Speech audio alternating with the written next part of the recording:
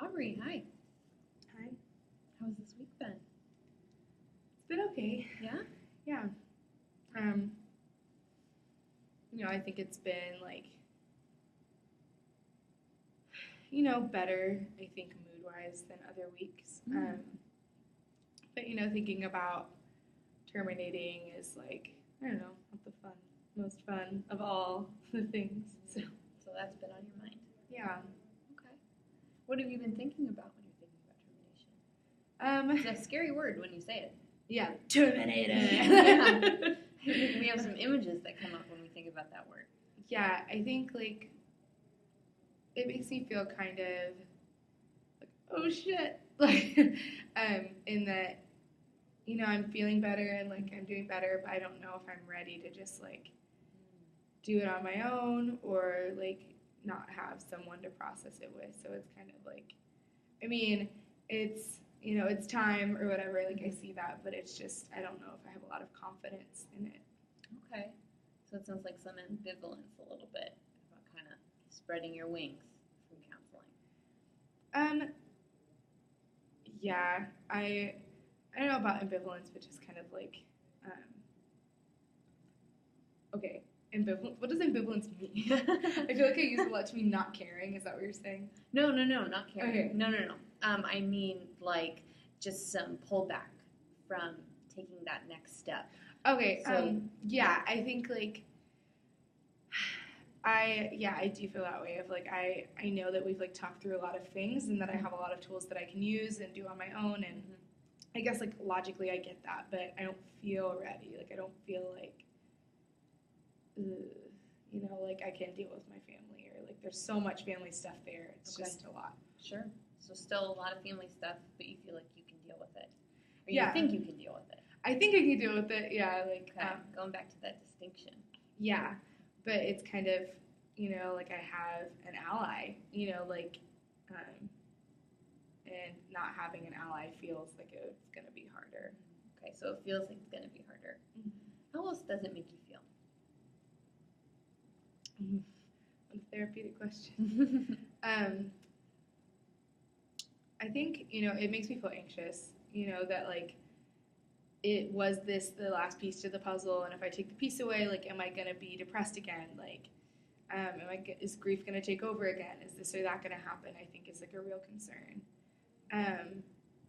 And so honestly, it's mostly just anxiety. I don't think I'm just thinking about emotions. I don't think I'm angry at it. I don't think I feel like it's unjust or that I'm sad necessarily, because it all makes a lot of sense to me. I guess I'm just worried, that things will go back to how they were, and I don't want that. Okay. So it sounds like you have a drive to make things different. Yeah, I think you could put it that way, and that maybe it's just I don't have the confidence in that drive to make it better, or to make the anxiety better. Sure. Okay. So feeling a bit anxious, feeling like you're a little unsure or not confident in those next steps. Yeah, I think that's right. Okay. Well, I want to just take a moment to normalize that a little bit, because I think that's normal in a lot of ways, that as we move forward in our journey, to feel a little not confident, to feel a little nervous about that, because it's new and it's scary. So I think you're feeling the things that you should be feeling in a lot of ways. I think when we take the moment to understand where we're coming from, we're more able to handle the things that are going to be coming up ahead. So taking a moment to acknowledge that I'm anxious or that I'm worried, all of that is preparing me, I guess. Yeah, absolutely.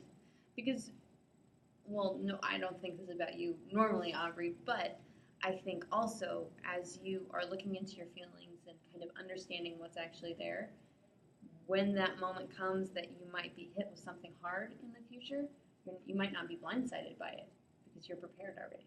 Yeah. I'd like to think that, maybe. I think Good. Okay.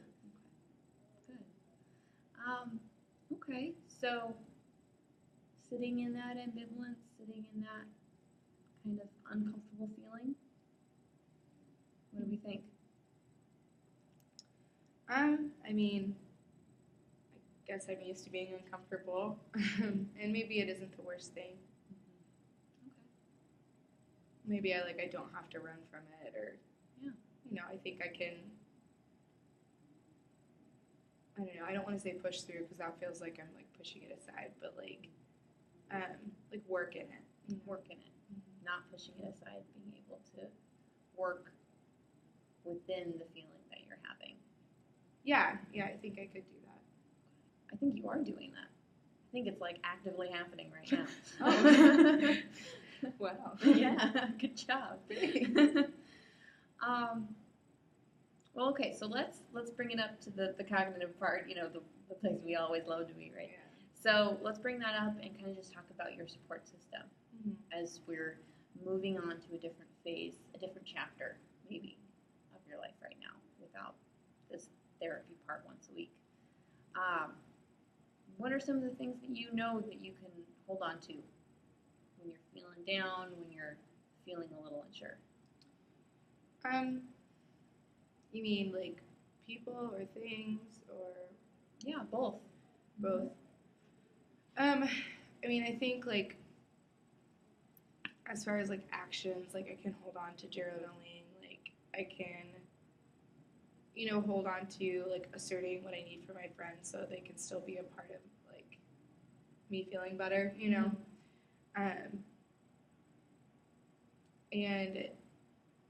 I don't know. I think I can hold on to knowing that I can get past things and knowing that I can like we said, exist inside of emotion. I think the hardest part is I still feel like my family is pretty I don't know, pretty mixed in how they're handling the whole grief situation and handling me trying to take ownership of things. For example, they called me yet again to complain about how I wasn't there, or and threw in a couple backhanded comments about not being there for my grandfather at the end. And I was guys, I have my life. I'm doing this on my own, here in Tennessee, and I have to do that. And you are adults and you can handle it. Trying to be very respectful, and they're very offended, and haven't spoken to me in several days, which is fine. I mean it creates some space, but it's also under unhealthy circumstances, and so there's still things like that going on. Yeah. Where they're demanding things of me, and it's negative, and now I'm trying to assert positive funding for myself or whatever, and it's still not really working super well. Yeah. Or at least I'm standing up for myself. I get that, but they're still angry no matter what I do. So I think that's hard. I could see that being a really difficult obstacle in what's supposed to be my support system. Yeah. And I mean, kind of bringing in those ties from what we were just discussing, sitting in the emotion of things you can't change.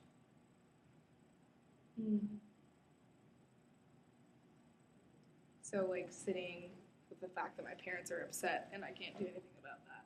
Yeah. There is that, I guess.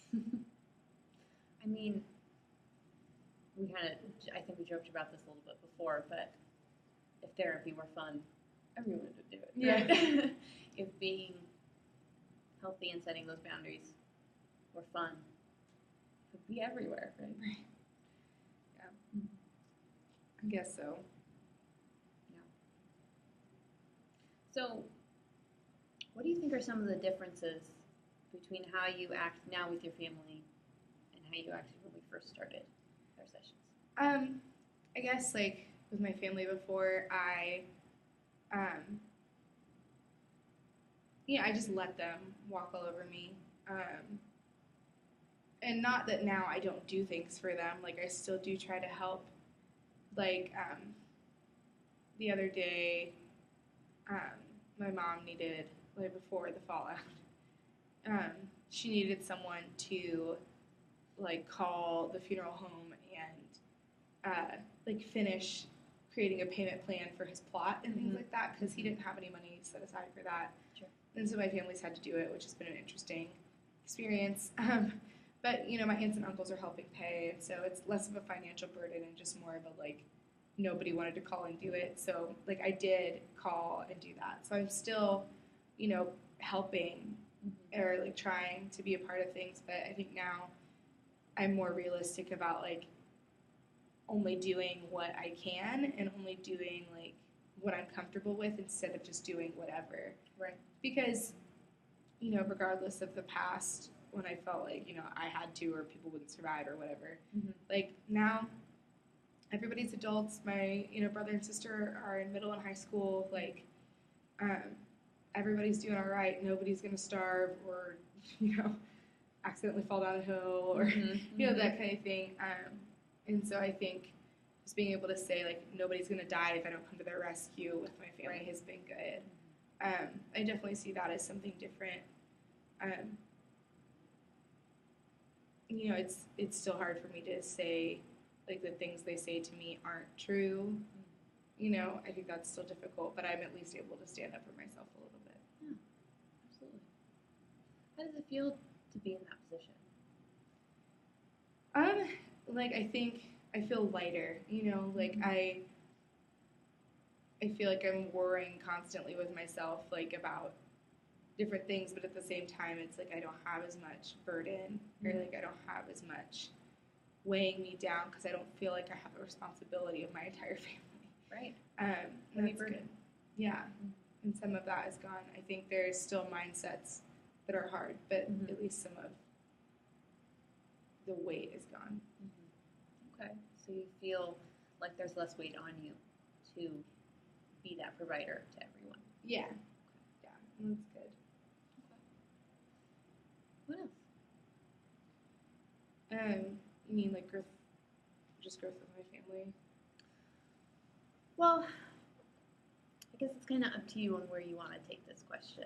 Do you feel like there are more things that have changed with your family, or do you feel like there are different emotions that have kind of been growing or blossoming or changing? I don't know.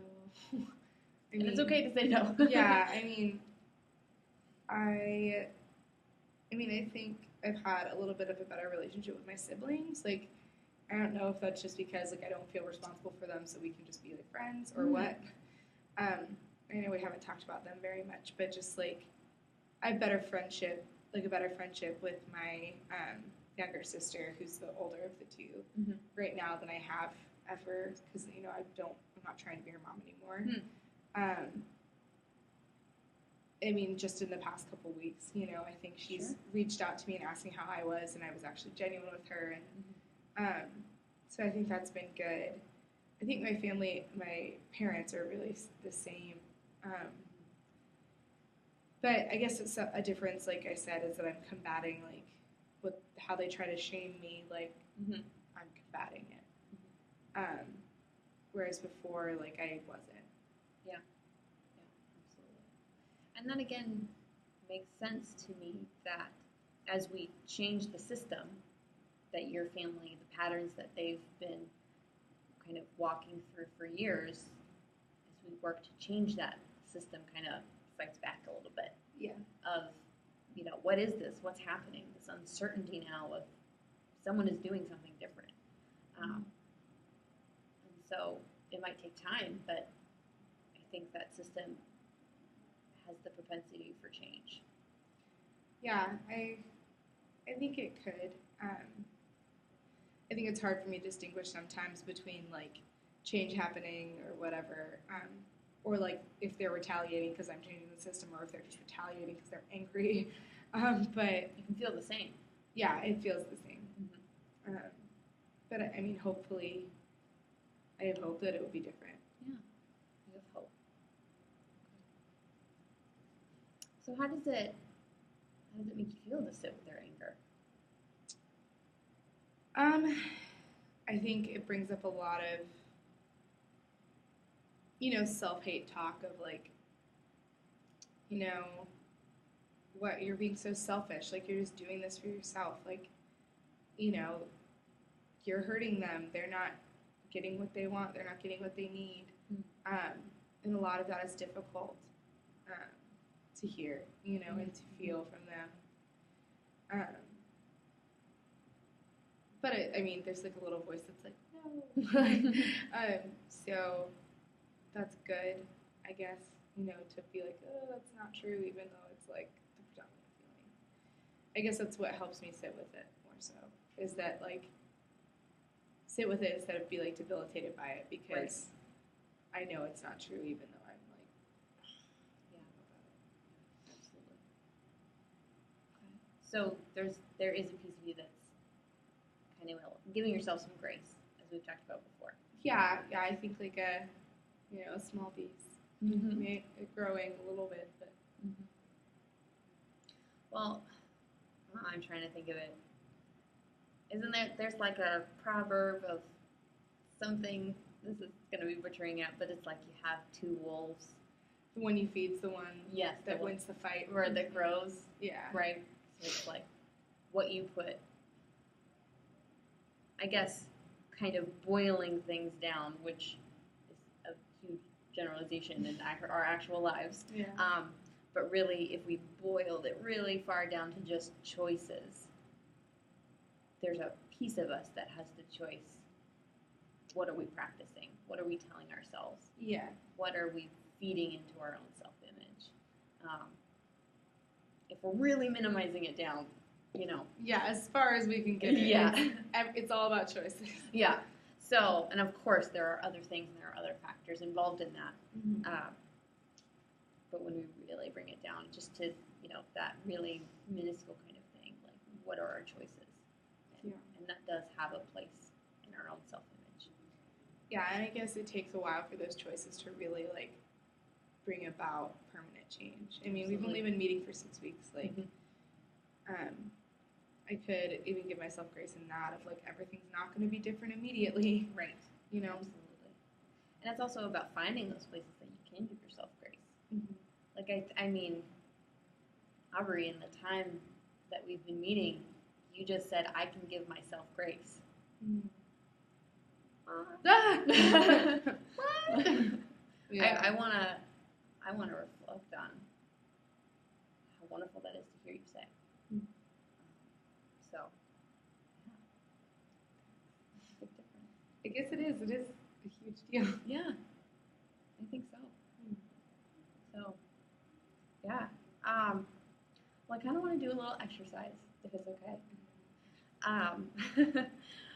Probably should have done this in the beginning, but we're going to go for it. Okay. It's called the Geneagram. Have you heard of this? No, I haven't. Okay. Well, so basically what it is we're going to plot your family tree. Okay. So like Ancestry.com. Yeah, basically, on paper, right? Okay. So the plan is that we're kind of going to do 3 generations, or really as many as you'd like to go for. And the difference between a geneagram and just a basic family tree is we're also going to be plotting the relationships in there. And the reason why I'm kind of excited a little bit to do this with you now is that one thing that we've been talking about this whole time is your family and is those relationships. And I think you've done a lot of growing in the way that you see those relationships. So I kind of want to take a moment and really literally put down on paper the changes that you've been experiencing in these last 6 weeks. Because at first we started with, this is all my fault, everything is on me, the whole burden is on me.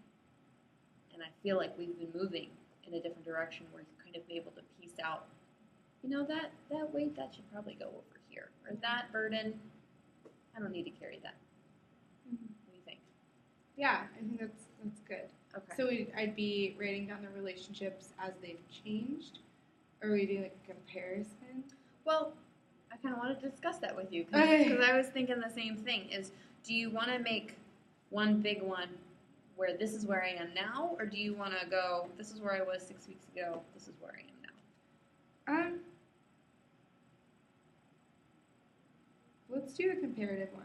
Okay, cool. Let me just split this down the middle.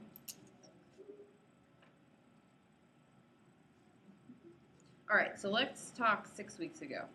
Okay. So minus 6 weeks. Aubrey, you are in the middle. So men are squares, women are circles. Fun facts. Cool. Yeah. Aubrey, let's put you down here. Okay. So let's do your parents, square, circle. Their names. Mary and Jeff. Jeff. Okay. And then your siblings? Cody's my youngest brother. Cody. Okay. And then my my middle sister's name is Sarah. Sarah. Okay. Now this isn't going to be super pretty because I am not an artist, Okay. but we'll get it done. Okay. And then so generally we do 3 generations. Yeah. So would you be okay with putting your grandfather on here too? Yeah, I think it's good. It's my mom's dad, Your mom's dad. Okay. and his name was Bob. Wonderful. Okay. So kind of to give you a little tutorial quickly. So like a squiggly line would be kind of like aggression, not the best relationship. Yeah. When we do like a break like this, it's either a divorce or like a break in the relationship. Yeah. Strong ties to 2 lines here. So we can kind of just start simply Okay. in that way. What do you think? What do we have? So this is 6 weeks ago. How we felt 6 weeks ago. Okay. So I mean, there'd be a break in the relationship with my brother and sister. Okay. So break and with Sarah. So let's do this. So break. And probably tension between my dad and my mom, Tension. and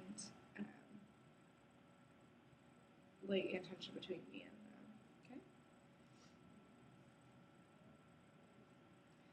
Okay. And a strong tie between me and my grandfather. Strong tie. All right. And if we could do just like a few words or phrases about, if we could describe what this system looked like for you in that time, Mm-hmm. how it felt, what it, Pressure, pressure, responsibility, responsibility, um, no, that's not right, but we'll do it. Responsibility. and like for my grandfather, like care, and I guess like distance. Distance. Okay. Anything else you want to put on there? No. All right, so let's do today. We'll put Aubrey. Put Sarah. Cody.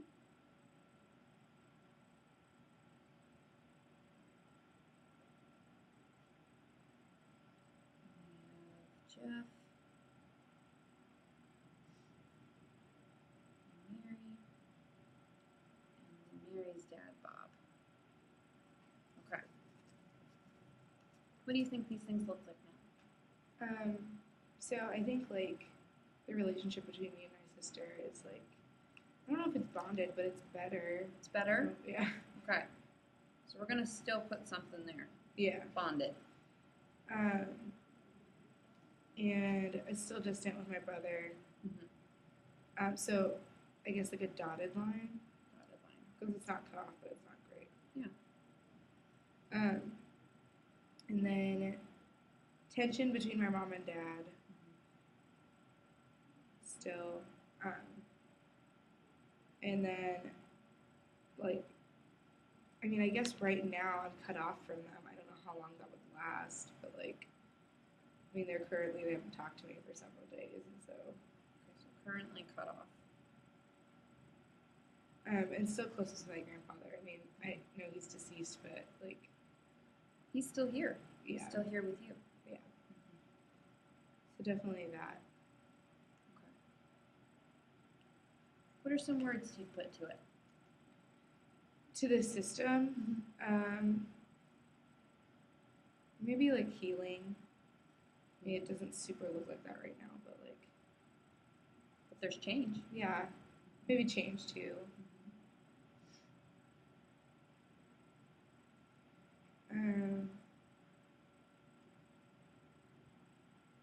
I don't know. I think of like decisions. Like everybody's making decisions, like whether they're good or bad, and like I don't know. And like asserting myself, I'm making my parents make decisions.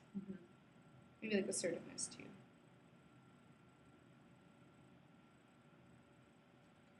Assertiveness. I think that's probably pretty solid. Okay. And grief. I mean, you have to include Grief. Like, we're all doing that right now. Yes. That looks good. Okay. What do you think? I mean, something that strikes me is that like the genogram today, it's not like perfect. You know, I mean, things are still rough, and like, I mean, decisions and assertiveness and all those things, like they're still hard. You know, but I think I see more hopelessness than 6 weeks ago of like, there's distance and like everything is hard. You know, it hard in a way that like I don't think it was getting better, but like I don't know, change and like decisions and like all of those things require something getting better. Yeah, absolutely. And I think just like you said, change. It can be a bumpy road. It can get worse before it gets better. But I mean, even just in some of your relationships, we have lines and dotted lines where before we had cut off. We have ties that, yeah, you know, they're still difficult, but they're on their way to something better. And I think your words, I think, are so just spot on. How there is change here, there is healing, but there's also grief, and that's okay. That's real life. And I guess I didn't even acknowledge the grief in this one. No. Why do you think that is? I think I was just trying to like push through it. I was trying to like not feel it. I'm trying to like live in spite of it, rather than like accepting that it was there. Okay. So in the time that we've come here, grief wasn't even allowed to be on your spectrum. Yeah, I think I had too many responsibilities and I had too much going. Like I couldn't experience it. You know, I mean, I came in just wanting to get rid of it. You know. Right. And now you've, even in just this short amount of time, you've come to a place where you're able to experience it. And you're allowing yourself to feel that. Yeah, I think so. Yeah. That's big. That's really big for you. Yeah. Okay. How does it feel to look at the differences here? I don't know. I think like I feel like really proud of that. You know, that it's like, I mean, a little weirded out that it's like, wow, all this stuff was going on and I didn't know it. Okay, like, what are you, magician? Like, but also, I don't know. It's like it's cool, and I don't know. Like, I believe in it. Like, I believe in the change, and like, I don't know, evidence that like therapy works. Like, it's kind of nice, you know, that I didn't just spend money on something that didn't help. I mean, all those are really positive, like, surface things, but I guess also just being really proud that, like, okay, like, none of that would have changed if I was just present in a session. Like, I clearly did, like, something outside of session that made it matter, you know? Absolutely. And I think the thing that I really like about this, and just kind of giving this visual, is that this is your work. Mhm. If this was me, I would be a millionaire, and I would, like, Yeah. wow, look how awesome I am. Yeah. It's not. It's you. You did this work. And this is where you're at. So I want to make sure that that pride that you feel, that's all directed on you. I'm proud of you. So. I appreciate that a lot. Yeah, good. But I couldn't have done it without you. I appreciate that. We just have a few more minutes in our session here. I was hoping to kind of talk a little bit about. So we kind of already did this, but anything else during the week that was coming up for how far you've come in the 6 weeks? I don't know. It's like I said, it's been a lot of anxiety. Mhm. But I think also like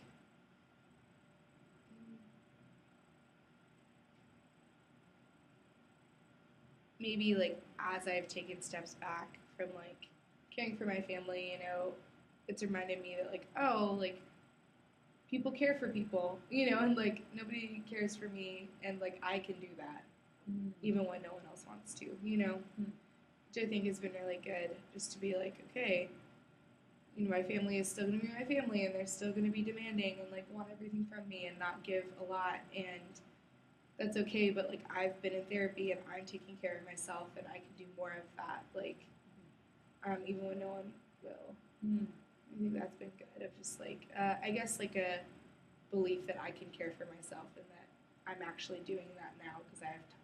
Yeah.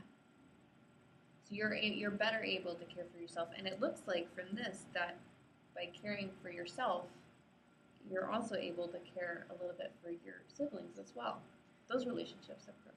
Yeah, I mean, I think it's not necessarily like I wasn't caring for them before, but that like our relationships are better, because I'm not like parenting them. Sure. So it's like more appropriate and more candid. Like I'm not trying to be perfect for them. Like I just am who I am. I think they appreciate that. And so it's like by putting down a role that I didn't need to have, I actually got to experience the roles that I should have had, or that like my parents didn't let me have when I was younger. Yeah, absolutely. And it sounds like, just like you said, they appreciate it. Yeah, they appreciated it more. I think like I had a talk with my sister the other day, like sort of about it, where she was talking about how mom and dad aren't doing very well or something. And I was like, well, yeah, I guess I'm not taking care of him anymore, like, kind of being sarcastic. And she was like, well, yeah, like you're not, like you were always the parent, and like I think she acknowledged that I cared for them, like as a parent when I needed to. Yeah. And she was like, but I'm really glad that like you're my sister now, And so kind of just like it wasn't like she wasn't appreciative or whatever, but was glad that I was able to just be her sister. Yeah. And I think that was really cool, Sure. Oh, absolutely. So it sounds like she was communicating to you that she wants to see all of you. She wants to see the full scope of who you can be. Yeah. As a sister. Yeah, that she never got to have me as a sister, and so it's kind of like some healing. I mean, I think that's her specifically is why I wrote healing. It's because we're able to just be sisters and not something. Yeah. I don't know, not working from a place of brokenness or something. Right. Okay. I wonder how many other people out there want to know you. Nobody. I think like it'll be good. I mean, like with my friends right now, like I've set the boundary that I don't want to talk about a lot of stuff, but maybe when I'm ready to, like I think that they will want to. And there's someone we haven't talked about quite yet. We've been focusing on your family, but you do also have these friends who can be a support for you. Right. Yeah. Absolutely. So, and it's hard, I think, sometimes, and even for anybody, but when we think about support, our mind immediately goes to the family. It immediately goes to the place where maybe it should be, Yeah. but maybe isn't. Yeah. But just as you've been doing this journey of self-discovery, that not only do you have the strength to do this, not only can you help provide some of that for yourself, I think you'll also find that your friends can also be people of strength, can also be places of support. And I think they have been. You know, I just haven't let them much because I'm not used to that, right? Yeah, But hopefully, you know, I'll start moving towards that. yeah, absolutely. And it's not about perfection. I think one of the things that I've loved most about working in this and working with you is that it's not about being perfect, and that's good. Yeah. Makes life more interesting. Yeah. It's just about working it out and doing it one day at a time. Absolutely. Okay. Well, that is our session for today. So please come back anytime. I've loved having this opportunity to speak with you for the last 6 weeks. And I just wish you luck in your journey. Same to you. Flag!